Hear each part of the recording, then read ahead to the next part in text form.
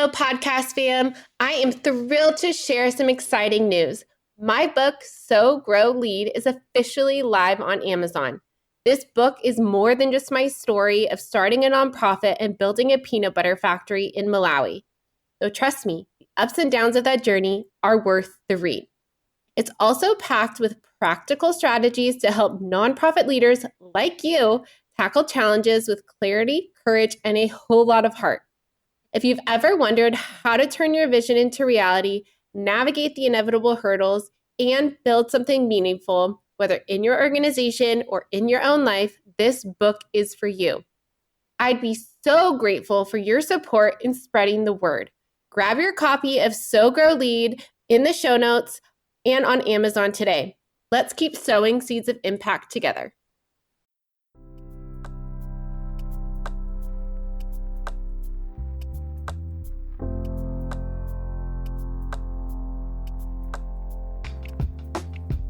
Are you a nonprofit professional who's feeling overwhelmed and burnt out? Well, welcome to the Lead with Heart podcast. I am your host, Haley Cooper. On this podcast, we will share stories of leadership, courage, and empathy that'll help you learn to take care of yourself, your staff, organization, and community. You will hear from nonprofit leaders who have been in your shoes and have learned best practices to raise more revenue and make a greater impact. Let's thrive together. Hello and welcome back to the Lead with Heart podcast. This is your host, Haley Cooper, and today I am here with Brian Ford of the Self-Improvement Daily podcast. He is the host and founder of this podcast, which has earned over 16 million downloads in 5 years. And I'm here trying to record with him. Thank you so much, Brian, for taking the opportunity to speak with me today. Thank you so much, Haley. I'm really looking forward to it. So I know that we had a whole call a few weeks ago and I learned a little bit more about you, but can you talk a little bit more about your experience and what led you to picking this very niche self-development track and career? Sure. Yeah. So I'll take you back to college, which was my bubble popping moment. So I grew up in a very privileged area, which was Newport Beach, California. And I assumed that the rest of the world looked like Newport Beach, where you turn 16, you get a Mercedes and you have the tutors that you need. You go to private school. Everything is tied in a perfect bow for you. And that's the bubble that I lived in, which is an incredible childhood, but it's not representative of what everyone else experiences. So I left that bubble and I went to college. I played Division I soccer at UC Davis up in Sacramento. Also an incredible town, also a very safe place to grow up. But it was more a melting pot of people that were different from me, and that there was a lot of the state that had come together here to go to college together. And the one experience that really stood out to me was I met a teammate of mine. His name is Chris, and he came from Sacramento, but specifically Natomas, which is a tougher area of Sacramento. And he was sharing a little bit about his background and some of the expectations and standards that were placed on him and how he's able to excel and work his way out of that. And that's where I really had an introspective and self-reflective moment of, man, this guy, Chris, comes from these different circumstances and he still was able to climb his way to the exact same objective measure as I did from all of this privilege, which is we're on the same soccer team in college. We accomplished the same amount educationally. We accomplished the same amount in our sport. What does this mean about me and about him and our potential? And that's where I really started to realize that there was a world outside of the world that I knew, and especially the one that I'd experienced. So that really inspired me to say, okay, cool. What can I do to be able to make the most of this elevated platform I have, to be able to step up and be a bridge for opportunity with those who are less fortunate from myself? And that's where I was able to really discover the two different faces of the work that I do, which is the self-development and personal development work, as well as the social impact work and how I support people with that, right? So it really was that introspection that allowed me to get into the spaces that I'm in, and ultimately deepening my path into the personal development spaces. I found that I was reading the books, listening to the podcasts, I was watching the TED Talks, I was taking the courses, I was doing the things, right? Where I thought, cool, I'm consuming the content and I'm growing, I'm getting better, I'm learning. But I realized that there were limitations to that. And I was still disappointed, felt like I wasn't necessarily expressing my talents and gifts to the world as far as I wanted to. I didn't have the habits or the discipline that I thought that I should for the level that I was at. And I wasn't necessarily following through on the things that were most important to me, which made me question if I was capable of reaching my goals and achieving my dreams and stuff like that. So then I got really tactical about what does it look like to apply self-improvement, not just to talk about it, not just to think about it, but to actually do it. And that's where I developed some really kind of core processes that I help others implement in my coaching these days. That's really tangible and tactical and ultimately designed around helping people to live as intentionally as possible, where they're making choices in the moment to serve them and their mission and to make sure that they're showing up as the very best version of themselves in whatever moment they find themselves in. So that's how I got into this space. And the podcast was just a natural development from that, in that I wanted to be accountable to the processes I was implementing for myself. So becoming an educator of that was really good accountability. And yeah, 16 million downloads later, it just took a life of its own and it's been transformative for me. Well, thank you so much for sharing. And I didn't know this, but I'm from Newport Beach too. Oh, cool. So you can relate with the ecosystem and the environment that it is, which is a great childhood, but it has a certain skin to it, a certain flavor to it, which we're both aware of. Yes, definitely. And you mentioned something important about in your own journey doing a lot of introspection. And I would love to know your intake, because I feel like people can be apprehensive to the term introspection and like having to go into yourself. But I think people are a really unique position right now where they are like reflecting and being like, okay, what I set out and what I thought success was isn't necessarily what I want it to be. Priorities are shifting. The last 2-3 years have really shined light on what people care about. And so I would love your input on what introspection looks like and how you can use it as a tool to really develop the life that you want. Yeah, such a good question. I actually shared on the podcast, I believe it was last week, a tip about giving yourself your undivided attention, which is foreign to us because we think of our own days and the way we spend our time. The last thing that we prioritize is time with ourselves. And it's gotten to a point so much because we're so overstimulated and busy and things are happening around us that we actually are uncomfortable with being in our own thoughts. So we find that other thing to just reflex into, and it ends up being destructive for our development because we don't have that moment to actually reflect on what's serving us. So giving yourself that undivided attention is huge. And the best way to make that happen is for it to be a core routine and pillar to the things that you do, right? If you're trying to fit it in when time frees up, there's going to be 40 other things competing for your attention at that time. Whereas if you can be intentional about setting aside the right time that is dedicated for that kind of work, that's when you can actually follow through on it. So it ties into another larger philosophy I have just related to improving anything in general, but specifically your personal development, which is the think, plan, do, review cycle. So you're saying introspection. Another word for it is review. And we think of this through a business lens, right? You always have your reviews to figure out what's working from different strategies and tactics that you're executing on. But have you considered doing the same for yourself, having your own internal review processes? And I have rhythms where on a daily, weekly, monthly, and quarterly basis, I check in with myself and I review how things are going in my life. And that's when you realize that in order for something to improve, you need to have a plan or a strategy. You need to execute it. You need to see how you did. Then you need to have a new plan or strategy. Then execute that, right? It's a cycle. And that's the only way that things can get better is if you actually implement the adjustments that are required for you to take things to the next level. So that's what I do in my own introspection is every single night as part of my night routine is I pause and I reflect on how is my mental health? Like, did anything come up today that affected it? And if so, then I can address it. I can gain some more awareness around it. I can speak into the truth of it. And if there's something that needs to be addressed about it, then I can take actions at that point to reach out to someone to resolve something or to change something about my life and my standards, whatever it might be. But then instead of that small deviation within my mental health compounding and going so out of control because it hasn't been addressed in the immediate moment, now you actually have the control to be able to refocus, recenter, get back in alignment so that it doesn't take over or hijack you and create results unconsciously that you didn't intend. So the best thing, and this is my recommendation about anything, is if you want to do more of it, you just got to make time for it, right? Like as long as you prioritize it and you try and protect it. And I understand with families and other responsibilities and commitments and things going on, it is hard to do that.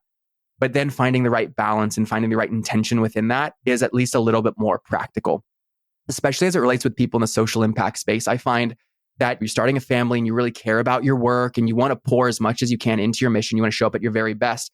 And then maybe that's too exhausting and you don't have the discipline or the motivation or the energy that you want at home to be able to exercise, reflect, or even show up as energetically as you want for your family and loved ones. And the most important thing to consider is that when you find yourself in those different places and you are constantly pouring into the cause, you need to fill your cup back up because that's what the cause needs. It needs you at your very best And your cause being, of course, your mission, your work, but also your cause at home, your family, the people you care about, and yourself. You're worthy of it as well. So yeah, that's the way that I think about like practical self-improvement is if you make it a priority and you redefine your standards, especially through life transitions, you have a new job, you're growing your family, you're not necessarily able to follow through on the fitness goals that you had once before, or the self-care habits and the meditation routines, like all of these different self-care things. You need to adjust your standards so that they meet you in your current environment and context, rather than being disappointed that you aren't achieving it to the fullest extent that you used to. So those are some tips and guidance around just how life evolves. And as long as you evolve with it and you change your expectations and standards around it, then you're always going to be serving yourself a little bit better than you were otherwise.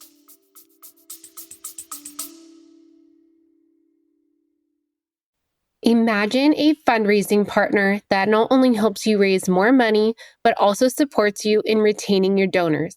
A partner that helps you raise funds both online and on location, so you can grow your impact faster. That's DonorBox, a comprehensive suite of tools, services, and resources that give fundraisers just like you a custom solution to tackle your unique challenges, helping you achieve the growth and sustainability your organization needs, helping you help others. Visit donorbox.org to learn more. Yes, I love that input, and thank you so much for sharing that perspective. And I love that you said, like, we can do our own internal audit where you think, can do review and consider and review your processes internally. And I love that you said you take time to review your mental health every day.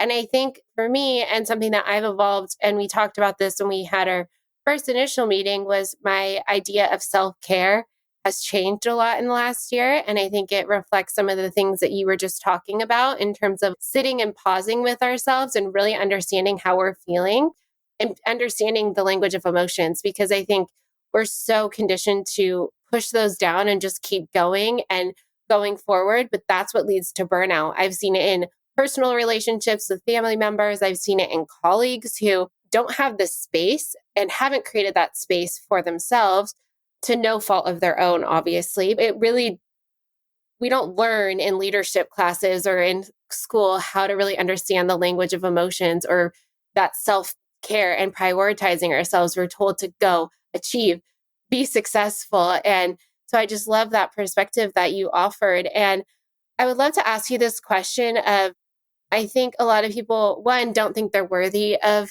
providing that self-care, don't have the tools to do it, but also out of that lack of worthiness, don't know how to ask for help and ask for that space. I know in my own personal relationship, my husband knows if I don't meditate, like first thing in the morning, like he has to give me that space to meditate and work out, or else it just throws off our whole day. And I know it throws off my mental health as well. And that's something that I prioritize and have a list of daily non-negotiables. And so I was able to have that conversation with him and be like, hey, this is what I need. How would you, that's a long-winded question, but how would you empower people to, one, feel worthy of it, but also ask the people around them for that space to be able to take care of themselves? Yeah. No, it's a dense topic, and there's a bunch of different ways to answer it. The first thing that came to mind, I think, is the most impactful, is understanding that the decisions you make in the moment aren't only a product of the moment, meaning you're frustrated and you want to ask for help, but then you're getting in your own way because of some belief that you have or some unworthiness piece that doesn't serve you, and you know it logically, yet you're in this emotional moment and you can't get through it. So then you don't get the help that you need. So being able to redefine the way that you relate with these core moments is a huge piece of it. And also to be able to be as intentional in having your ideal follow-throughs in place in advance before the moment arrives. Meaning, and I guess relating it to one of what I call the fatal flaws of humanity, or at least human design, is that we are optimized around immediate gratification, right? So that ends up causing us to engage in vices or things that feel good in the moment, but don't serve us in the long term. And then also we're inclined to respond emotionally in the moment because our emotions inform our rational mind and the decisions that we're making when it comes to actually making a choice. So the way that you can counter at least against the second of those is when you have the intention is clear around, okay, I need to ask for help. These are some areas for improvement. These are some of my weaknesses. These are the spaces that I want to get into. Your unworthiness doesn't have the same kind of voice when you don't feel emotional. So you can almost be on your own shoulder as a third party, reviewing yourself, reflecting on yourself, being like, hey, if I were to give myself advice, or if I were to give someone else advice, and that person across the table and the other chair being yourself, you can give them more objective advice that doesn't pull from your own insecurities. And having that moment to be able to determine, oh, I need help in these areas. And then also having a plan or a script that you can play out when the moment happens and say, and this is how I'm going to do it, will hold you accountable in the moment, despite your emotions of being like, oh, I'm unworthy. It's not going to work. I had this moment myself even yesterday where I was like, hold on, do not like reflexively respond based on how you feel. That doesn't serve you. Tap back into what was your plan? What do you want to do here? And then I was able to follow through on taking action in a way that was more in alignment with who I want to be versus how I was feeling in the moment. So that's one of the first things I'd recommend is you can curb the bias of emotional decision making by having advanced planning and understanding, hey, this is the North Star. You're doing that and determining it in an unemotional state. And then when you do enough of that work to figure out what is that pathway, what is that destination, who do you want to be, then you're more accountable to being that person in the moment. So that's one of the first things. And then the second piece, as it relates to unworthiness, it's a pandemic, right? I think you're like, no one is alone in their unworthiness. I think we all have a version of it. It is one of the most crippling things that are happening to people is just the way that we've grown up to almost like discredit the ways that we have shown up for ourselves. And the perspective I'd offer is so often we see the highlight reel of other people and we assume the best intentions of other people and we only see the results that others are willing to share with us. So we assume that their version of reality is just this elevated, improved than our own. And meanwhile, we can't get out of our own head. So we see all of the imperfections, all of the issues, all of the problems that we don't see in other people. So we just assume that we're unlike other people and we are less worthy, we are less capable, we aren't as good, whatever it might be. And just like being practical about if you are in someone else's head and hearing the way that they talked about themselves, you'd be like, hey, stop that. Are you kidding me? No, that's not you. And that's exactly what's happening in your own head. So it's just the awareness of like your consciousness is so profound and it's so detailed that you can't possibly experience that in someone else. You only experience a fraction, a sliver of it.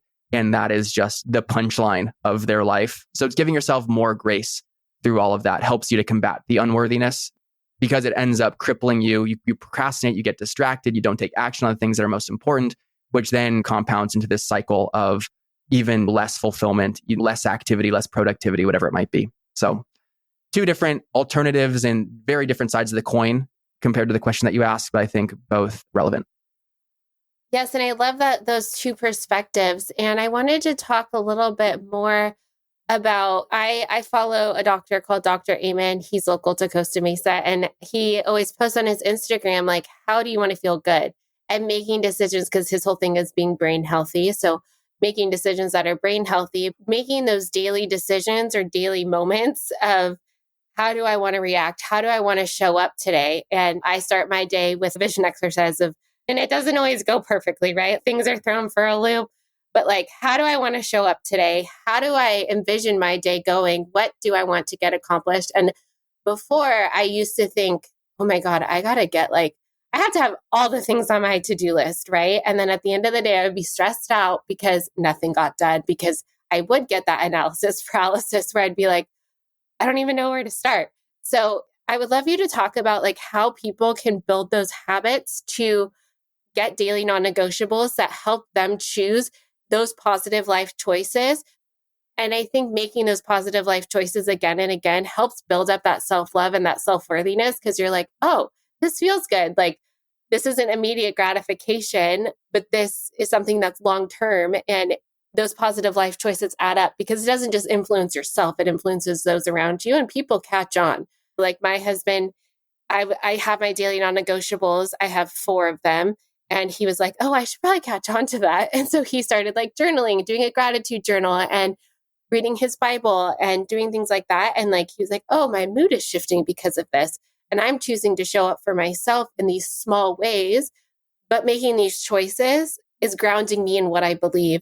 and grounding me in the truth of even just simple gratitude exercise, right? Like I can be stressed out about life, but I have all of these blessings in my life. So what are some habits, or I know we talked about habit stacking, not on this call, but like how can people start with those daily non-negotiables and making those positive life choices so they can start to feel good? Because everyone deserves to feel that way. Sure. Yeah, you've actually answered the question in subtle ways that I'm going to be able to point out, which is really cool. I'll get to that in a second. The first question to ask is, or I guess the first thing to challenge about why you're not doing these things is your relationship with being productive overall. You mentioned the to-do lists of, oh man, and we place so much value in what we get done, and just asking why is that the case? But then also beyond that is redefining, well, what is productivity? And it's not just about getting things done. Living productively is just spending your time doing the things that you want to be doing. So when you start realizing that scrolling on social media actually serves a purpose for a brain break to catch up with friends, and you do it in moderation, you have temperance with it, which is just the right amount. It's not none of anything. Temperance is meant to give you the right balance of whatever thing that you're consuming, right? So you could be on social media, you could be playing video games, you could be playing with your dog, right? You could be working out. All of these things aren't labeled by society and culture as productive because they don't move the needle in the things that are like work related, but they're productive for you because you're spending your time doing the things that are most important to you. So that's the first thing, is you can actually give yourself permission to do those things and still be very productive because it fits into that more broadened definition, is the first piece. Now, the second piece, and this is what you were touching on more directly, is your environment. Your environment is so much more influential of your behavior than your willpower is. We think of being disciplined and following through as, oh, I need to hustle, grind, I need to get it done. There's almost like a point of pride in being disciplined. And yes, like you need to express your discipline in certain settings at the right time. It's there for a reason. I'm not saying that willpower is never required, but you need to be practical about, well, what is actually a more effective and sustainable source of the kind of power that we're hoping to activate? And that is your environment. There are a few different forms of environment. So the one that you mentioned is your social environment. So it's the people that you surround yourself with. Your husband has been a byproduct of your positive habits, right? So he is now engaging in more positive things because you are within his orbit. Your energy is influencing his. So if you want to engage in more positive habits, you find the people doing the things that you want to do and you spend more time with them and you get around them, right? So it's your social circle is one of those first kind of core environments. Then you talk about your physical environment, right? Let's say that you want to exercise more, you want to take care of yourself more, you want to meditate more. Any of these self-care habits that you're talking about are probably non-negotiables. What you can do is lower the barrier to entry, set up your environment for success, right? Oh, my meditation app, it's on my home screen. So I encounter it more often throughout the day. And when I have the time allocated to it, I know exactly where it is and I click it. Or for exercise, it's like exactly what you want to do, where you're going to do it, and how you're going to do it. So instead of in that emotional moment of figuring out, okay, it's time to exercise, what's it going to be? And then you have that paralysis by analysis. Instead, you're like, oh, let me play out the script. I'm going to do 15 of these reps. I'm going to go to the gym, blah, blah, blah, right? So you can structure your cognitive environment and your decision-making process in that way. And then the last piece, which kind of comes back to the unworthiness side, is your subconscious environment. So realizing that you're not in control. The beliefs and stories that have been indoctrinated into you for so many years, they run the show, right? So much is happening without our awareness. And that's why part of the personal development movement is gaining more awareness and bringing consciousness to what is unconscious. Because with consciousness and awareness comes choice. When you make a choice, you can make the right choice, do the right things, take the right actions, get new results, right? So that's how understanding that this unconscious bias ends up influencing the results you get without your awareness. If you can gain more awareness or be specific and intentional about what your unconscious is communicating to you, that will help you to follow through on the activities that you hope to do, right? And there's I can go down a whole lane of exactly how to transform your subconscious. That's like my expertise. So that's a really exciting and possible route. The punchline is consistency is key. The more consistently you do something, the more it transforms your subconscious, leaves an imprint on the person that you believe yourself to be. I'll leave it at that. But yeah, so those are some of the quick hitters in terms of you want to get into better habits. That's what you got to do. Set up your environment, change your relationship with productivity. And then last one is literally carve out the time to do it, because then you realize if you're being distracted or not. And that'll just make sure that you can be more accountable to doing the things that are most important to you. My goodness, I love the way that you frame that. And it's taken a level of me to really redefine that productivity and what that looks like. And really changing my environment. And I want to go there, if you don't mind, of the subconscious work, because that has been a lot of what I've done over the last year and a half of really rewiring my subconscious mind, because I can set up the environment, right? I can set up, but if there's that still, like you said, that like stall because of how our brain has been wired, we might not actually execute. And so I would love like a little bit more insight into how you frame that for people, or how you, some of the things that you offer for people to, I believe you can literally rewire your brains. So what are some of the ways that people can, one, realize that that is a block? Because a lot of people, and it goes back to that introspection, right? Like we talked about, and being more self-aware of when those things come up. But what are some things that people can do to get over those blocks? Yeah. So first, start with the end in mind. You can't build the boat without having the drawings for it, right? And that's anything. Like, no matter what you are manifesting, creating, compounding into something, you are always creating results. It's whether you're creating the results that you want to or not. So the same goes for your subconscious transformation. I think a more approachable word is your mindset, right? Like, how do you change your mindset? All your mindset is it's your patterned way of thinking. And that comes from the beliefs that you have and the way that you relate with things, which is from your subconscious, right? So we'll just call it mindset. So there are two different ways to upgrade, change your beliefs and mindset. The first is trauma. And I say that without the trigger of what trauma means, because trauma just means a highly emotional experience. So if you have a highly emotional negative experience, that leaves an imprint on you, you shape beliefs and you scar and build around that as your identity. And that's who you believe to be at your core. And that's your belief system, which then is your mindset, right?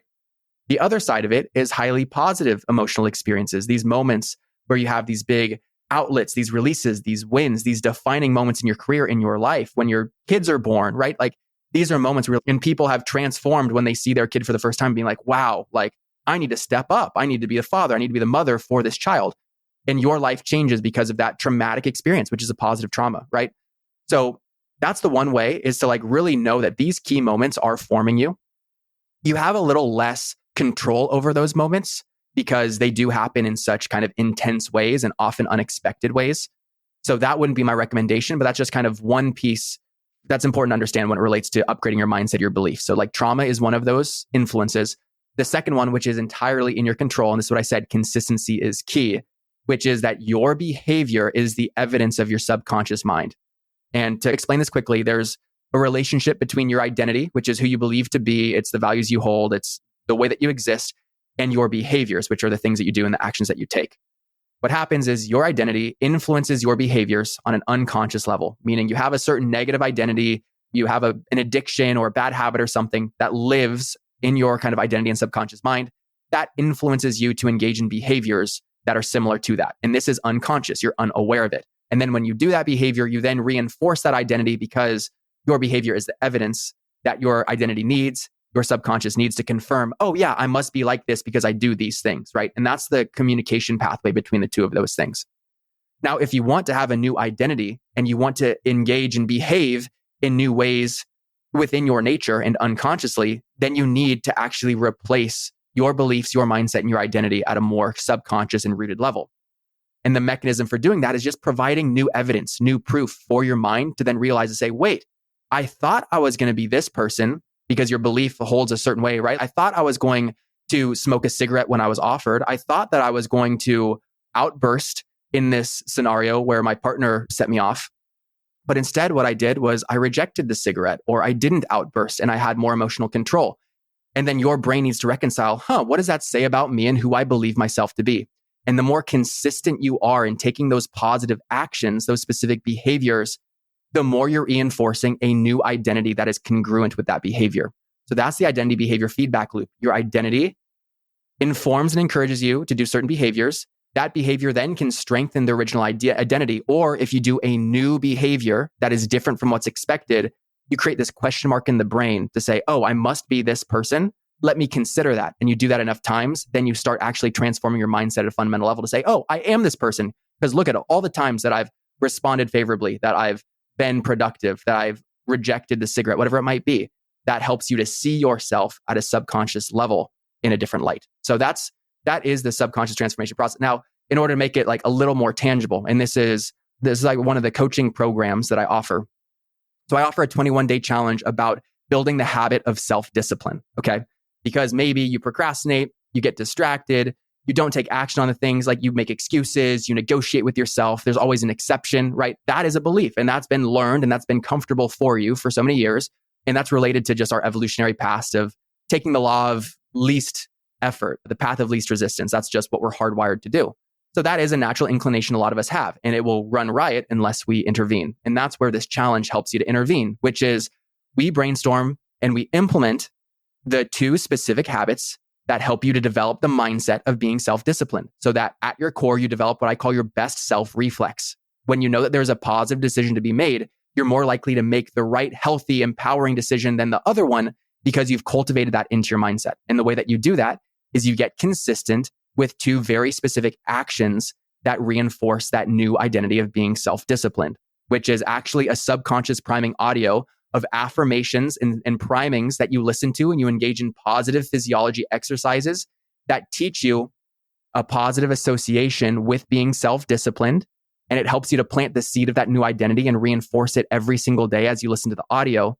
And then the second is doing some tiny task that represents your commitment to being self-disciplined. I call it filling out your self-improvement scorecard, which is a daily behavior tracking sheet.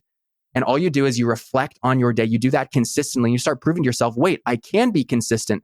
Even though the environments around me are not conducive to me doing this, I am returning to it anyway. I must be self-disciplined. That's what this means about me, right? So that's a more tangible example of how you can intentionally build a new mindset, which is of being self-disciplined through the specific actions and behaviors that you engage in consistently, which are, in this case, the daily behavior tracking and the discipline on demand, as I call it, subconscious priming audio sessions. So anyway, that's a really tactical example, but it works. I help people through this, and they say that the conversation in their mind literally changes and that they find themselves doing things on autopilot that are within the integrity of their best self because they've been able to cultivate that mindset intentionally with the challenge. So anyway, you asked for it, so I gave it to you. That's great. And I want to talk a little bit more about something that you mentioned. And I love the idea of the self-improvement card, but about behaviors. So our behaviors, like you said, come from that subconscious mind, that identity. And something I'm passionate about is really helping people understand each other and like knowing, like yesterday, I was at a coffee with one of my kids and this guy was yelling at the cashier and was outbursting at them. And obviously there's something underlying in his belief core system. And so I would love your insight on like how we, in terms of identifying like our identity and subconscious, and obviously, like I said, that can influence our behaviors and those outbursts of anger. And like, how can you frame it also in terms of, I always talk about emotional intelligence, which is self-awareness, self-management, relationship management, and I forget the 4th one. But like, how can you frame it in that perspective of our behaviors also influence other people? Like, how do we then shift those beliefs and like really become aware of not only are we managing ourselves, but we're also influencing those around us? Yeah, I mean, I think it's recognizing the power that you have and that we are living in a constantly evolving environment, right? So I talked about the influence of environment. We are always our environment and we're always creating an environment for others. One of my coaches taught me something that was really cool, which is everything is an environment and environments are everything. Meaning that you are everything that you see around you. And it's not only like the physical things, the results that you're getting, but also your perception of the things that are around you, right? I do a lot of social impact work in Mexico, building homes and stuff. And I see people that are happy, yet they're in completely different circumstances than me. And I have these first world problems and I'm more upset than they are about certain things.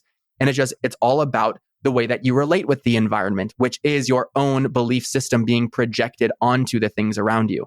When you start noticing like, that's not good enough, or, this could be better, or, I don't have enough of this, that's you. And like, that is the insight. That's the nugget of you to explore what about me is drawing that conclusion. Why is that the conclusion I chose to make about this thing that is in my environment, which is why your environment is the thing that communicates to you the way that you see the world.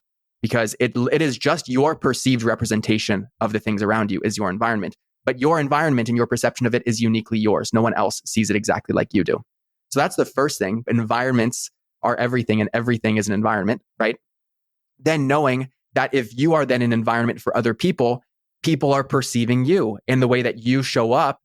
And I've actually had some conflict in this in my personal relationships, which is sometimes people are threatened by my discipline or by my results or ambition or the things that I talk about. And that's not my intention. I'm trying to support them and be the best for them and be an example for them. And realizing it's like they're seeing me through their eyes. I'm not in control of the way that they experience me. I'm only in control of what I do. And I can hope to shape them to understand my reasons for being certain ways. That comes from their insecurities, their biases, whatever it might be. If they get threatened by my self-discipline, it's because it represents something within them that is painful, right? And so now they're trying to process that by placing it on something else. It makes them feel better by having a negative judgment of someone else instead of looking at their own negative judgment of themselves, right? That's the responsibility of being a human, is you are constantly an environment. And the more open conversation you can have with the people around you, sharing with them your intentions and exactly why you're doing things for those reasons in the context around it, helps them to then draw those more natural conclusions that allows you to infiltrate them in more of a positive way and influence them in a more positive way than you otherwise would. So yeah, no, environments are everything and everything is an environment.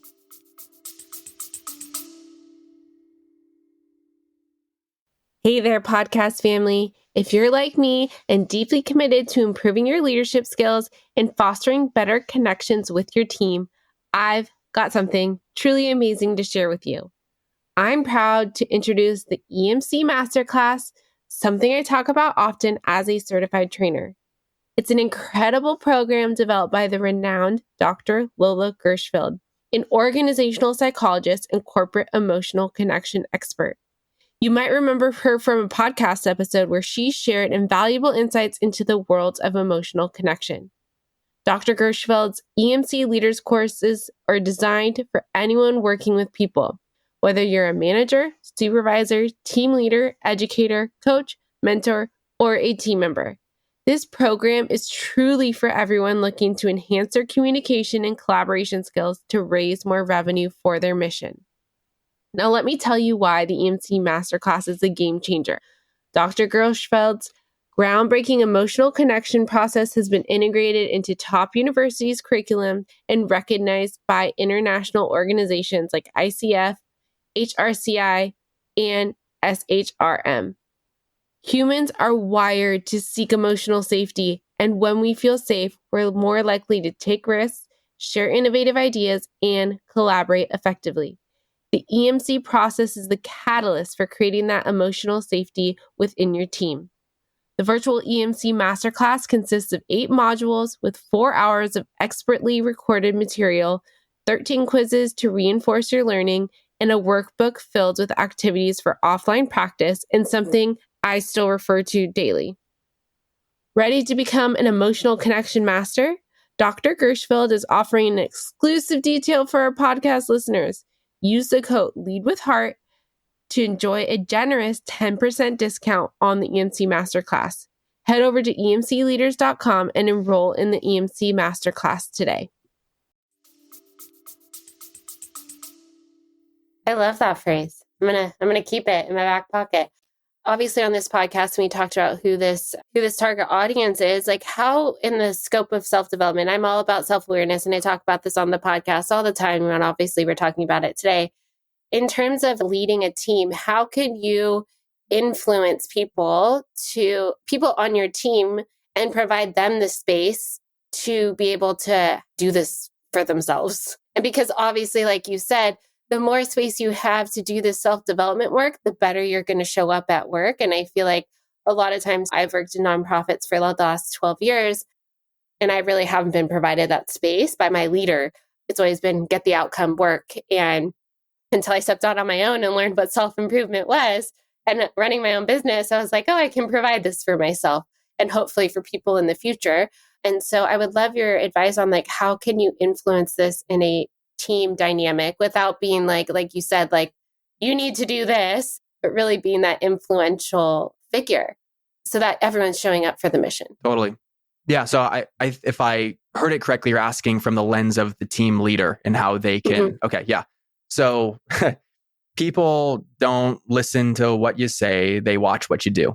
right? So it's all about setting the culture from the top down. So if you want to be intentional about people being more self-aware, taking themselves seriously, expanding their capacity because they're maximizing their energy and self-reflective of what their needs are, and not pushing too hard on a Monday, which leaves them neglecting things on a Tuesday and a Wednesday, right?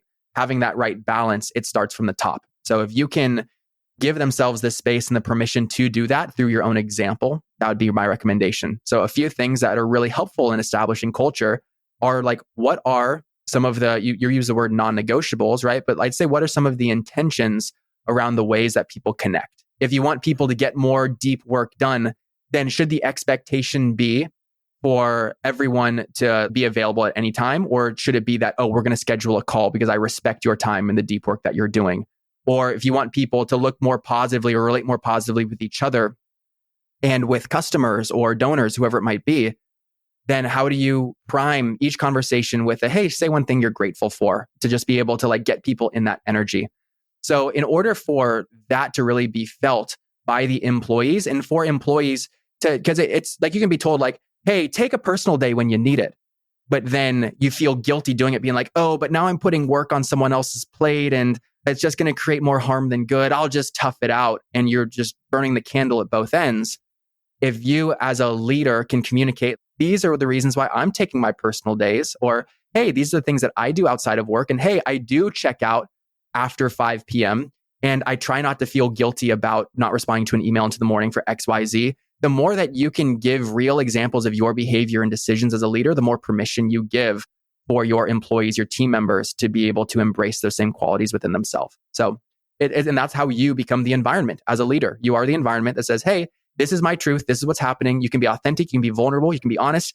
And you can be inspiring in the way that you create the kind of life balance. And I think that's more the point to this, especially in like the nonprofit and social impact sector, is the people in this sector are so good. They're so well-intended. They are so talented. They're so selfless and generous.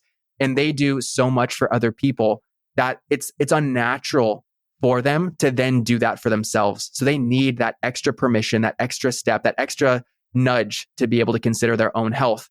And a good leader knows that you're going to get the best out of your team when they're having a good life. Not just they're showing up for work, but they're having a good life. They're taking care of their relationships are solid.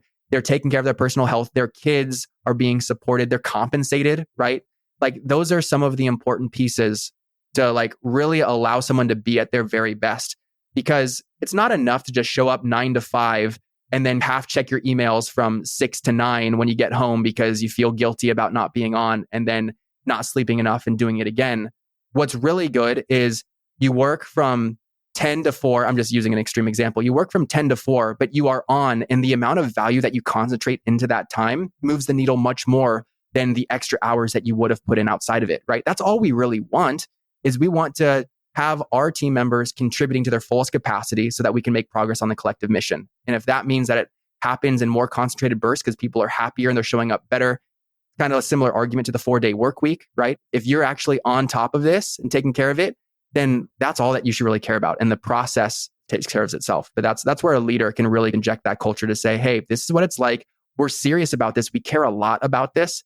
This is actually what's best for the cause. And I hope that you embrace it alongside me.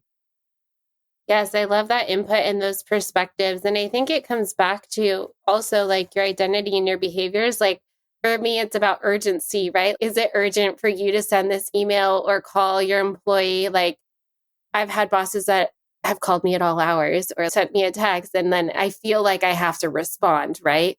Or I've done the same to an employee who is out sick, and I'm like, I'm just leaving this in your inbox.